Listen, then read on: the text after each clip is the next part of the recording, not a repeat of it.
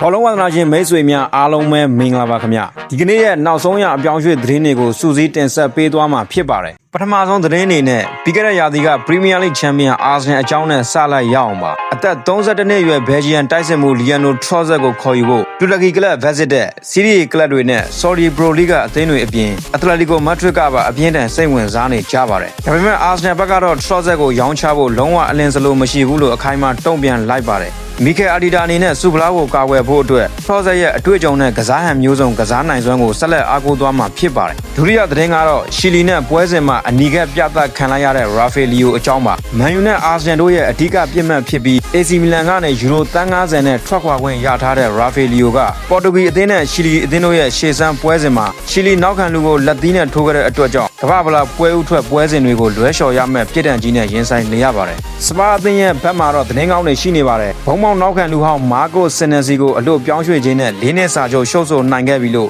Fabrizio Romano ကအတည်ပြုလိုက်ပါတယ်နီးပြဒေဇာဘီက Andy Robertson ပြီးရင်ခံစစ်အတွက်ဒုတိယမြောက်ကစားသမားကိုခေါ်ယူနိုင်ခဲ့တာဖြစ်ပြီး Brighton နောက်ခံလူဗန်ဒီဗန်နဲ့ Van Hecke တို့ကိုပါဆက်လက်စ조사နေတာကြောင့်လာမယ့်ရာသီစပါခံစစ်ကတော်တော်လေးကြစ်လက်လာဖို့ရှိပါတယ်ဟုတ်ကဲ့ပါဒါကတော့နောက်ဆုံးရရှိခဲ့တဲ့သတင်းတွေကိုတင်ဆက်ပေးခဲ့တာဖြစ်ပါတယ်ကြည့်ရှုအားပေးခဲ့ကြတဲ့တယောက်ရှင်းတီတိုင်းကိုကျေးဇူးအထူးတင်ပါတယ်ဗျ